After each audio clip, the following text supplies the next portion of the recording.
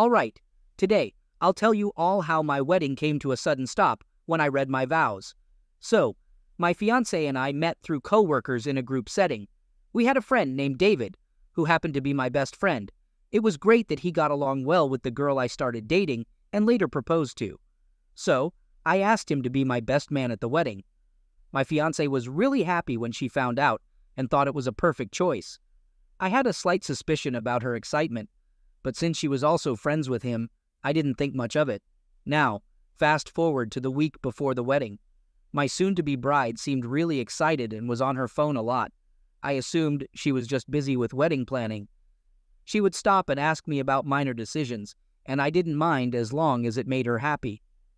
But now, knowing what I know, I feel like she might have made up things to keep me from suspecting she was communicating with another man, my best man to be precise. We had our bachelor parties on the same night, which I thought was cool. However, I was really disappointed when my best man called me to say he couldn't make it to the party he had planned for me. He told me his mother was unexpectedly in the hospital and he needed to be with her. You know, I really should have given him the benefit of the doubt, right? I feel so bad now for being heartless and suspecting him. Anyway, that night I had a bunch of friends with me. We're an active bunch, so before heading to an upscale lounge downtown, we played some basketball outside and then cleaned up nicely. I was feeling like a king, and I hoped my fiancé felt the same way. It's interesting because at that point, we were already living together, but we decided to wait until after the wedding for closeness. Let me tell you, it was tougher than I expected. We took turns sleeping on the pull-out bed in the living room each night. When I got back home after the party, my fiancé was already asleep in our bed, looking like an angel who had a great time. I tucked her in, but as I glanced around, I noticed a shiny gold cufflink on the floor by the bed. It caught my attention because my woman didn't have any cufflinks, and I only had one pair that looked different from the one I found. That got me thinking, could this mean another guy was in our bedroom? I started rubbing my face and neck in frustration. It was stressing me out. And right at that moment, my fiancé's phone buzzed. It was set to vibrate, but I could hear it on the nightstand. So I took a peek at her messages, and one conversation with my best man stood out to me. All right, so the most recent text I saw from him was sent 4 hours ago at 9 p.m. As I kept scrolling up, I realized she invited him to her bachelorette party, even though that's not how things usually go. But it got worse when I saw their earlier messages.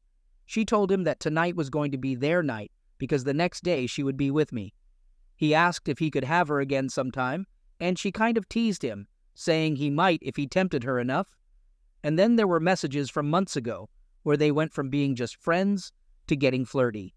He started asking about her body, and she sent him pictures. They even made plans to hang out one day when I thought she was at work. Later, he messaged her asking if they should have done that, and she replied saying she was sure about it. In just 1 hour, I went from being happy about getting married to feeling heartbroken and wanting revenge. I took 6 screenshots of the worst messages they exchanged, and I planned to read them during the vows. It was going to be awful, just like what she did to me. I deleted all evidence of collecting those messages and then took some NyQuil to knock myself out. The next morning, she was already gone. She left me a handwritten note saying she left early to get her hair and makeup done, but I knew what was really going on. Picture this. You're all dressed up, excited for a great day, and then someone drops a bombshell, calling you a cheater in front of everyone. What a way to ruin things, right? At that moment, I was feeling bitter. I didn't miss her or want her to apologize. I was done with her because I couldn't believe how much I loved her while she had someone else on the side. I put in so much effort to look good, smelling great, and my hair was on point. Part of me felt like it was pointless, but I convinced myself it was still worth it. I thought about telling my dad what I had planned to do, but I didn't want him to talk me out of it or warn others. Just then, my best friend texted me, asking if I was heading to the venue. When I got there, he greeted me outside, looking all sharp. But I had one thing on my mind: cufflinks. As a bit of a gamble, I pretended to notice he was missing one, even though I couldn't really tell. He was taken aback, and I could see he felt embarrassed. He said he must have lost it somewhere, that it got caught on something. I asked to take a close look at the one he had, in case I somehow found its match. His heart was pounding, and he was sweating like crazy. It was so entertaining to see him like that, but I acted clueless about it all. So he showed me the cufflink, and guess what? It was an exact match to the one I had in my pocket. In that moment, I looked at him dead serious for a few painful seconds. I was trying my best not to scream or punch him. He could tell something was up and asked if I was all right. I snapped out of it and put on a fake smile, telling him that everything was fine because, hey, I was getting married today, right? Then I smacked him hard on the back, making him jump a bit. After some mind-numbing mingling and the grand procession, I walked into the venue, but I couldn't help but think that I never wanted a traditional wedding again. It all felt so dumb and meaningless. And just when my almost wife walked down the aisle, looking stunning as ever, all those memories of how we met and our time together flooded my mind. It was so damn unfair, and I couldn't hold back my tears. People around me noticed that these weren't happy tears. I was devastated. I managed to keep it together until the celebrant asked if I wanted to read my vows. That was the moment. I started reading messages between James and my fiancée, mentioning the date and time of each one. At first, people were probably wondering what I was up to, but as they listened, they realized these were flirty messages, not something they'd be proud of. Things got pretty awkward as they started to fidget uncomfortably and look around, realizing that everyone in the building was staring at them. My bride asked what I was doing and what I was reading on my phone. When I got another text, she told me to stop, but then I went ahead and read those really inappropriate messages out loud. He was saying some explicit stuff about wanting to be with her again, and she was inviting him over because I had left the house. As I read those messages, people started whispering and talking among themselves, and my fiancée tried to snatch my phone from me. My best man suddenly walked out, followed by 5 of my groomsmen, and there I was, shouting that I had pictures and videos of the messages they had sent each other, offering to share them with anyone interested. That made some folks get up and leave. The celebrant had the nerve to ask if we were still going to get married, and I couldn't help but laugh loudly and sarcastically. My ex was now on her knees, crying in her white dress at the altar. Her bridesmaids were clueless, just standing there frozen. Maybe some of them knew about her affair with him or saw them being all flirty. It was satisfying to see that no one rushed to console her. I had enough of the whole drama at this point. My head was throbbing from it all. I stepped outside to check on my best man.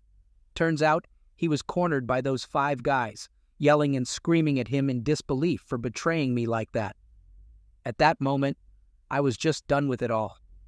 My head was pounding, and I had enough of the whole mess.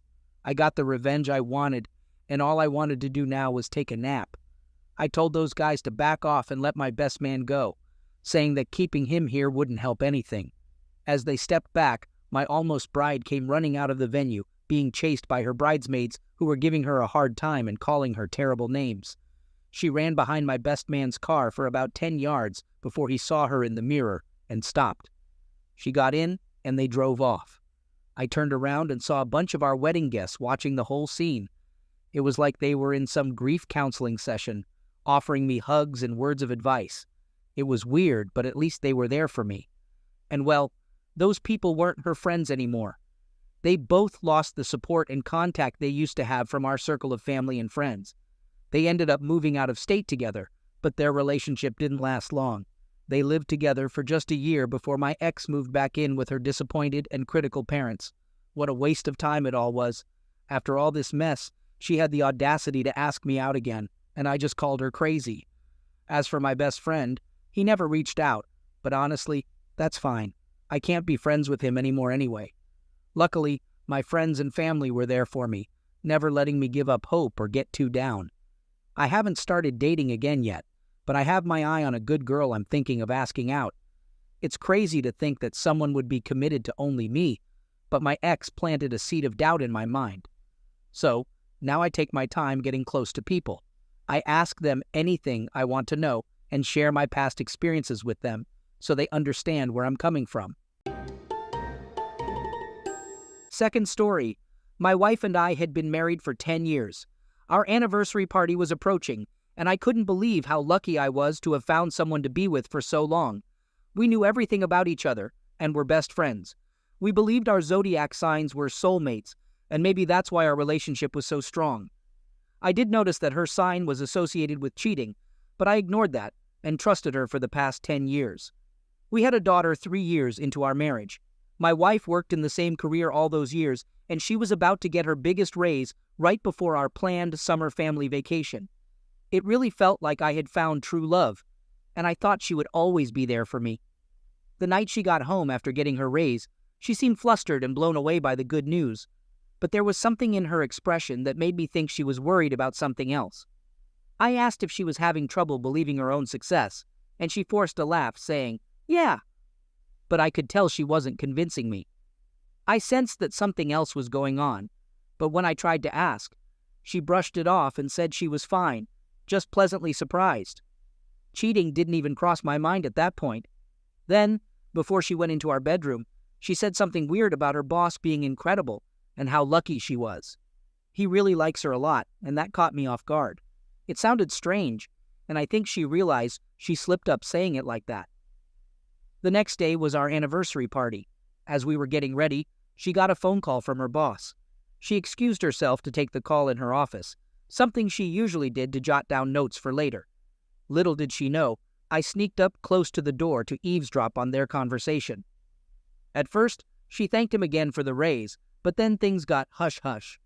She whispered how glad she was to thank him properly, calling him amazing, and said she wanted to be with him again. Then she asked him about security cameras in his office, making sure they wouldn't be caught doing whatever they were doing, or they'd be fired. It was all becoming clear in my mind. I felt like bursting into the room and telling her I overheard everything, but instead, I decided to make an announcement at our anniversary party. I needed to do something that would push me to confront her and go through with a divorce. I was pretty certain she just confessed out loud to sleeping with her boss in his office. I was frozen outside the door, waiting for her to come out. She seemed really worried when she saw me standing so close. Trying to act like everything was okay, I forced on a fake smile. She asked if I was ready, and we left. I felt like a zombie, and she was restless, lighting a cigarette, because she gets that way when she's stressed out. During the drive, she tried asking again if I was okay, and I knew she wanted to know if I heard her conversation. We arrived at the venue, and I turned to her saying, "Let's go celebrate our 10-year marriage, wife." My voice sounded robotic, lacking any anger. She knew I overheard them, but she couldn't bring herself to talk to me about it. Inside, she sat there sweating, while I took my time to calmly greet our friends and family, pretending everything was fine. Our 7-year-old daughter was there too, as my parents had given us some time alone for our anniversary. Seeing all our loved ones and our daughter made my wife start itching and looking really uncomfortable. Her face turned red, and people started noticing, circling around her and saying she didn't look well.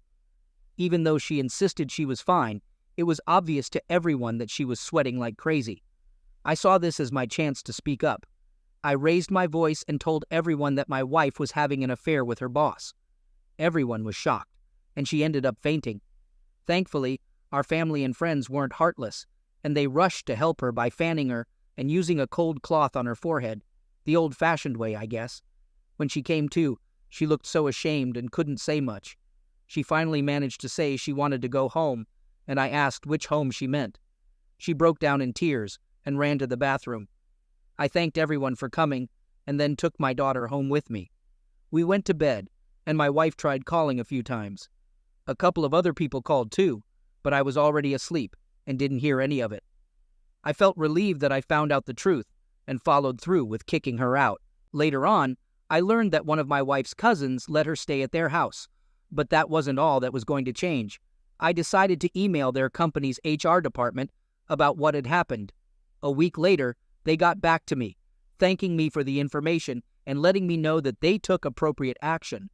After that, my wife called me. She started by calling me a low slime bag for ruining both her and her boss's careers that they had worked towards their whole lives. I called her a low slime bag for ruining our marriage after I put in 10 hard years for her and our daughter. How could she do that and still expect our daughter to look up to her as a mother? She didn't reach out to me until visitation with our daughter started after the divorce. But you know what? I've already found a woman who has her own daughter and does things for me that my ex would never have even considered. It's bittersweet, though.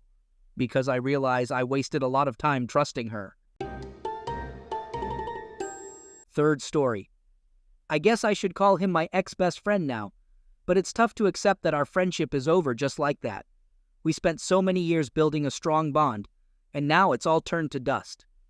We've known each other since high school, about 15 years ago. He was like a brother to me, and even like a son to my parents.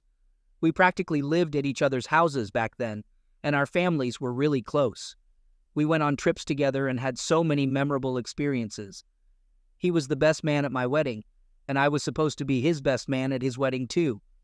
We've been through a lot together, helping each other out in tough times, and having deep conversations about life, love, and everything else. He was always there for me when I needed him, giving me solid advice and being a true friend. It's hard to put into words how much it hurts to lose him because he was such a significant part of my life. Losing him might be just as painful as losing my wife. It's a huge blow to lose someone who was always there for me and who I considered a true friend, only to find out he betrayed me like this. I've been married to my wife for almost 5 years, but we've been together for 7. I still remember the day we first met. It was love at first sight.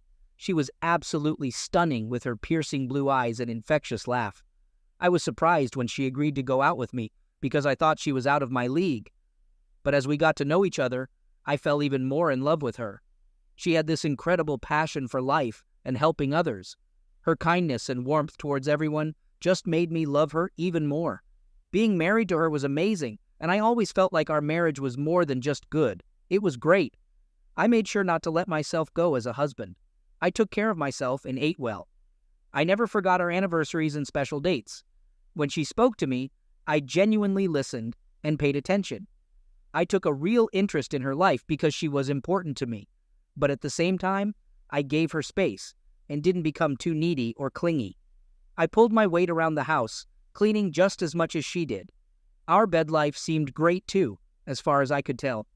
I loved her and cared for her the way a husband should, always showing her how much she was appreciated. I even made an effort to keep dating her after we got married. I can honestly say I never took her for granted. But despite all of that, I still find myself wondering what went wrong. I've asked myself over and over if there was something else I could have done. Did I do too much? Did she think I was a pushover? Did she lose respect for me? It's hard to figure out what happened. I'm not saying our marriage was flawless. We did have arguments, but they were never serious ones. The trouble began when my best friend broke up with his girlfriend. He took it pretty hard and was feeling upset. I talked to him about it, but then my wife asked if I'd mind if she went out for a coffee with him to talk and give him a woman's perspective. I told her it was okay with me.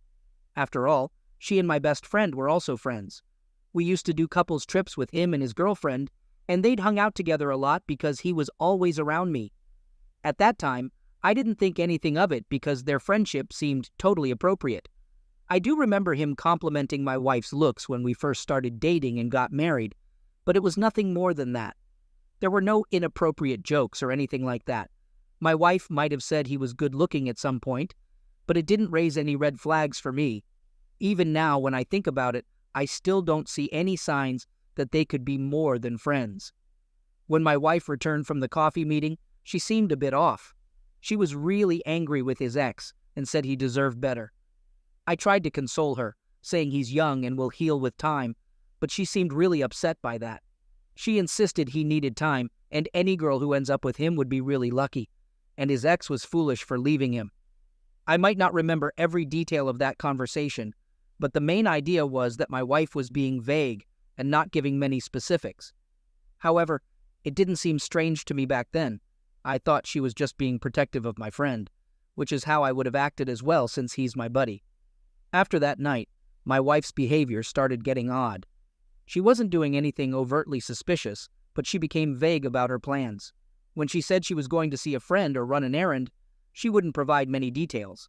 I'm not a controlling person, and she had never given me a reason to doubt her, so I didn't make a big deal out of it. At the time, it didn't strike me as strange. My friend was acting weird too, but I attributed it to his recent breakup and feeling down. I would invite him to hang out, but he kept turning me down, which was unusual. He never gave a specific reason, just said he was busy. I saw less and less of him, and when we did meet, he seemed different. It's hard to describe, but he didn't seem as comfortable as before. One day, he messaged me asking to visit his house, saying he needed to talk and get some things off his chest. I went over there without suspecting anything. I knocked on the door and he answered. I tried to make some light conversation and jokes, but he completely ignored me. He then asked me to go into the living room, and there I found my wife sitting on his couch. At that moment, I may not have fully realized what was going on, but a sense of dread started creeping over me. As soon as I walked in, she started crying, and he wasted no time telling me that there was no easy way to say it. They were in love and wanted to be together. I was completely shocked and felt like I wasn't even present in that moment. When I finally started to gather myself, they both tried to apologize, saying they still loved me and regretted what happened. They insisted it was an emotional affair that just happened, not something they planned. They knew they were wrong, but their feelings for each other couldn't be ignored. They promised nothing physical had occurred between them. I don't know if that's true or not, and honestly, I'm not sure it even matters anymore. And that's where we stand now. Since that day, I've received numerous texts from both of them, filled with apologies. My wife has been asking if I'm okay and assuring me that she still cares for me. But I mostly ignore those messages now, and they've become less frequent. She decided to move out of our house, and I didn't bother asking where she was going. Later, a friend of mine revealed that she moved in with my former friend as soon as she left. That was just a few months ago. A few days back, she stopped by the house to pick up some things. I tried to avoid her, but she asked if she could talk to me for a moment. She then told me that she and my former friend are trying to have a baby together. She wanted to give me a heads up so we can handle it as we go through our divorce. She felt it was important to tell me herself because I deserved to know. It really hurt to hear how quickly she's moving on. We had plans to have kids together, but she wanted to wait until she turned 30. Now he's going to be the one to father her children, and I have to witness it. I'm here seeking any advice you can give me. I don't know how to cope with her getting pregnant. I feel like it'll be a constant source of pain once it happens, and I'm so jealous of him because he's living the life I wanted with her. I also know that her pregnancy means it's really the end for us. There won't be any chance of reconciling after that. I've thought about suggesting counseling, but I doubt she'd be interested since she's set on being with him. I also don't know how to process all of this. I can't wrap my head around how they both did this, or how I didn't see it coming. I don't understand why she left when we seemed happy. It's making me question everything. If you can't trust your wife and best friend, and even a marriage that you worked hard on doesn't last, it feels like nothing is real, and life is just a big lie. Life can be so unfair sometimes. The past few days have surprisingly been better for me since my wife left. I'm starting to think about what the future holds. I don't have much of an update, but I wanted to keep you all informed about a few things. I've decided to reach out to my former friend's ex and hear her side of the breakup. Maybe I'll find out something useful, maybe not, but I feel like I should try. I talked to one attorney, but I need to get serious about finding a good lawyer. Next week, I'll start searching more actively. Thankfully, my friends and family have given me some recommendations to consider. I don't know exactly when, but I'm pretty sure I'll start counseling soon. My mental state is not in a good place right now, and I know I need professional help to get through this. I'm thinking about writing to my wife and ex-friend. Some of you asked why I didn't confront him when they told me about their affair. It bothered me because I realized I never expressed how much they hurt me and how I feel. They need to know even if they don't care. Many of you gave suggestions on how to cope with the situation. I'm going to make some changes around the house to create a more comfortable environment until I can move out. I'll also keep myself busy, but the hardest part so far has been the nights when I'm alone and everything gets quiet, like right now. Update. A lot of you suggested that I should contact my ex-friend's ex-girlfriend, let's call her EF for convenience, to see if she knew anything about his affair with my wife. I did reach out to her, but she confirmed EF's story about the reasons for their breakup. I asked if she noticed anything strange or had any suspicions of him being involved with another woman before they split, and she said she had no reason to suspect anything. I believe her because she seemed genuinely shocked that they ended up together, and I don't think she has any reason to lie to me. In my previous post, I mentioned writing a letter to my EF and wife for closure. Many of you advised against it, and I decided to follow that advice. I wrote the letter for myself, but I didn't send it. I think you guys were right that they wouldn't care anyway, so there was no point in sending it. A few weeks ago, I finally chose an attorney to represent me. He was recommended to me, and I trusted him to protect my interests and ensure a fair outcome in the divorce. Last week, I officially filed for divorce. It was a tough day, but I knew it was necessary. There's still a part of me that daydreams about her coming back and admitting her mistake, but I know that's not realistic. I can't base my life on a fantasy that will never come true. I felt a bit better leading up to filing for divorce, but the actual filing took away that boost, and I've been feeling more depressed again. I considered personal counseling as you guys suggested, but I decided it's not the best time for it. Luckily, I started a new project at work, and with the changes I've made in my life, I've been keeping busy, which helps. It might sound crazy, but there's a part of me that doesn't really want to feel better. I feel like this sadness is natural when a marriage is ending. Regarding the alienation of affection suit, I decided not to pursue it. Even though many of you wanted me to, my attorney explained it wouldn't be easy, and there are no guarantees. Besides, I don't care about the money. Even if I won, it wouldn't change anything. My main goal now is to wrap this up as soon as possible so I can move away and start over. The only other interesting thing is that after my wife got her papers, she contacted me asking to meet and talk. I haven't responded, and I'm not sure if I will. I don't think there's anything left for us to say to each other, and I doubt there's anything she could tell me that I want to hear. In terms of what I've been up to, I've been running more, doing some reading, trying out yoga and meditation. Yoga was cool, but meditation wasn't really my thing. Work has kept me busy, which is a good distraction. I considered learning French, but for now, I'll put that on hold as I have other hobby projects going on. I picked up fishing again too. I'm just trying to stay occupied so I don't have too much alone time with my mind wandering. Regarding changes around the house, I got rid of lots of trinkets that reminded me of my wife. I got a body pillow for my bed, which surprisingly helped me relax more. I'm still in the guest room, but I might move back to the master bedroom soon. It doesn't make much difference at this point though, as I'm still having trouble sleeping. That's pretty much it.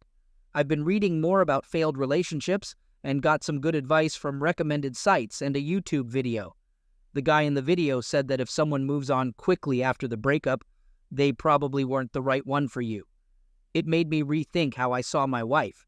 I used to think she was the one, but maybe she wasn't if she could do all this. He also had some great insights about memories and accepting when someone you cared about becomes just a memory. That's all for now. It's not the happiest or most eventful update, but that's life, I guess.